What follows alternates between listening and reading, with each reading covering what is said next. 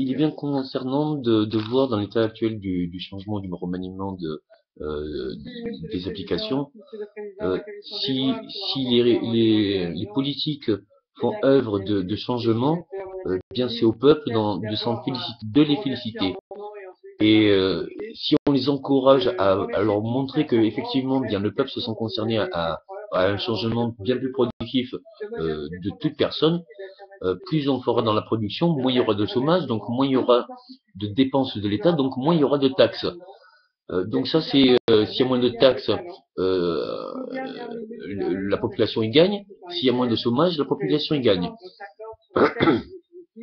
Maintenant, je pense que pour vraiment être compétent, il faut une période de transition où les nouvelles idées et les anciennes conditions doivent être facultatives ou complémentaires. C'est-à-dire qu'on ait le choix de choisir ou l'un ou l'autre, selon voir qu'est-ce qui est plus compétent et qu'est-ce qui est plus respectif.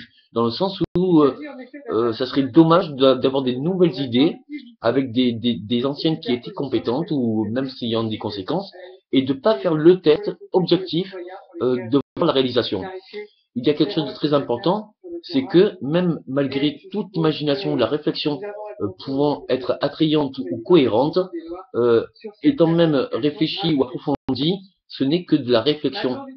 Or, dans toute réflexion et analyse, on se rend bien compte que dans l'action, on a des nouveaux facteurs qui ne sont pas possibles à l'imagination ou à la réflexion.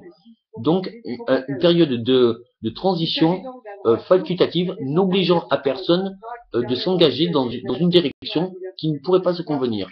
Il est donc dans l'évidence de l'État de prendre en compte que chaque personne de l'État, du peuple, selon le suffrage universel, on élit un président, donc oui, et bien merci pour que pendant le quinquennat ou septennat, ou quelle qu'en soit la période, on puisse effectivement encore, selon le suffrage universel, par d'autres façons ou autres, l'expression ou autre, pouvoir influencer ou apporter des nouvelles idées. Donc soyez nombreux à mettre de nouvelles idées, soyez nombreux à innover et montrez bien aux politiciens que oui, vous voulez du changement, oui, vous êtes prêts à changer les choses pour quelque chose de plus constructif et que tout le monde y sera gagnant. Maintenant, je pense que, étant donné la nature de l'homme, chacun n'a pas du tout les mêmes modes de vie. On n'a pas les mêmes besoins et on n'a pas les mêmes capacités ou autres. Donc du coup, il serait convenable de laisser sur le territoire des situations alternatives n'ayant pas les mêmes obligations ou alors des obligations communes pouvant être ajustées selon le mode de vie. On ne peut pas demander à une personne qui a aucun service administratif, qui n'a aucun service de confort, aucune accessibilité à l'eau, l'électricité, ci et ça, de devoir payer des impôts sur le terrain, de devoir payer sur l'infrastructure, de devoir payer tout ce qu'il y a en commun en ville, alors que lui n'a pas les avantages de la ville. Donc il faut prendre en compte et prendre toujours des calculs selon les probabilités entre ce qu'on veut bien payer et ce qu'on est capable de payer.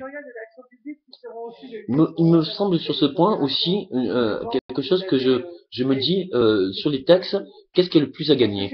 Quand on voit par exemple sur la sécurité routière, où il y a une oppression d'amendes et que c'est très néfaste à la mentalité sur l'appréciation des droits politiques, des lois mises en œuvre pour justement la sécurité. On nous dit que c'est pour les morts. Vous voulez bien voir que on engage des guerres, ça n'a pas du tout les mêmes financements.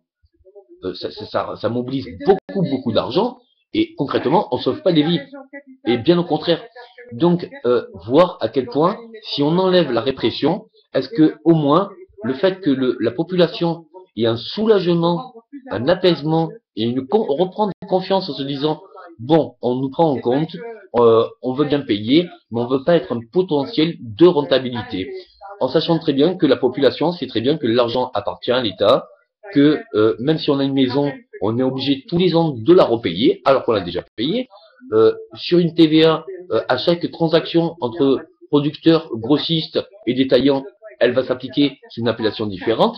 Donc, quel qu'en soit son taux, il est que un taux multiplié par le nombre de transactions. Chose qui est plus du tout de l'origine. Il est concevable que maintenant, plus nous rabaissons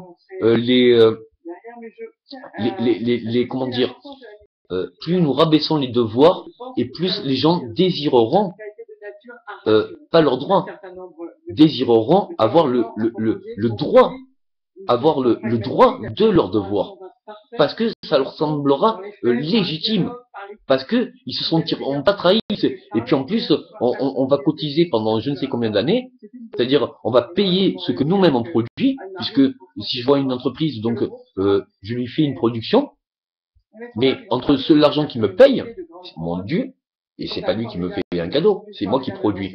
Il va toujours me donner en valeur marchande moins cher, ou sinon il n'y a aucune expansion possible ou aucune vie possible sur l'entreprise. Donc, si un ouvrier se fait prendre une marge de sa propre effort, de sa propre production pour la rentabilité de l'entreprise, que la rentabilité de l'entreprise est obligée de taxer, d'avoir des taxes ici et ça, pour la rentabilité de la société, pour après la rentabilité des locations, pour la rentabilité après de son action, pour après la rentabilité de son produit, pour l'importation de... ça fait beaucoup. Surtout que nous, pour personne, quelles qu'en soient nos productions ou nos capacités dont on peut déployer, dont l'État peut se jouir, des fois, bien souvent, on produit beaucoup, et quand on voit ce que l'État nous demande de faire, eh bien, des fois, il fait tout pour que justement, non seulement on n'ait pas le gain de notre production, mais qu'on ait plus de conséquences à être confronté à notre devoir et nos droits. Il est essentiel de voir que tout le monde n'a pas la même capacité dans les mêmes milieux, mais tout le monde a une qualité innée où il est capable et il peut vraiment déployer des moyens. Donc on ne peut pas être ponctionné ou, excusez-moi l'expression mal choisie, mais racketté à tous les niveaux tout le temps, que ce soit pour une sécurité routière, que ce soit pour tous les sujets, parce que dans un mois, ou dans une année, entre ceux qui sortent et ceux qui rentrent, il reste vraiment pas beaucoup pour les loisirs. Vous permettrez, pas pour l'achat, puisque tout ce qu'on achète n'a aucune vie. On est dans la surproduction. Faites à long terme. Faites des productions à long terme. Faites remettez les loisirs, remettez l'artistique, remettez la musique, remettez les arts, remettez tout ce qui permet le divertissement. Et plus il y aura de joie et de possibilités de décompresser, plus ça permettra une bonne humeur et une volonté d'adhérer. Donc, vous aurez peut-être de nouveaux applications pour les actions de production, et quelque part, vous en aurez le bénéfice aussi. Donc, du coup, vous gagnerez à moins sur un point que vous gagnez avant, mais vous gagnerez bien plus sur le reste. Donc, réajuster vraiment entre ce qu'on veut gagner, réajuster vraiment qu'est-ce qui est le plus préférable, si on change tout, qu'est-ce qui est le plus préférable, voir si on ne peut pas le gagner autrement. Par exemple, pour la légalisation, vous voyez bien que, quelles qu'en soient les peines et les risques, vous ne pouvez pas réprimer, vous ne pouvez pas violer la volonté ou le mode de vie pour une répression, pour une interdiction. L'interdiction ne fait que augmenter un marché noir. Qui dit marché noir dit aucune gestion de l'État.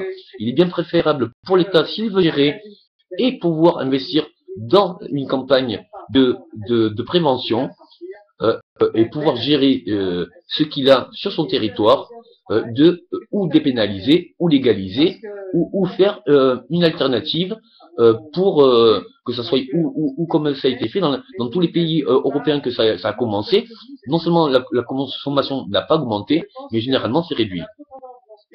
Et ça n'a pas alimenté tout ce qu'il y a dans le marché noir. Les jeunes d'aujourd'hui il y en a beaucoup qui sont obligés d'être dans l'illégalité, alors que concrètement, ils ne cherchent pas à être néfastes à la société. Mais c'est un mode de vie qui entre les risques ou le bien-être qu'ils y trouvent pour leur choix, leur stabilité, eh bien ils préfèrent se mettre dans l'illégalité que plutôt adhérer à un système où ils se retrouvent pas du tout.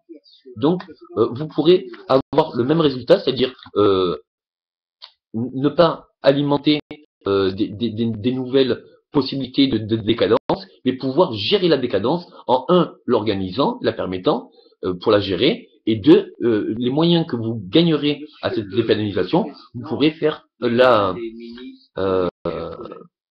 l'information et bien plus de méthodes de prévention. Merci.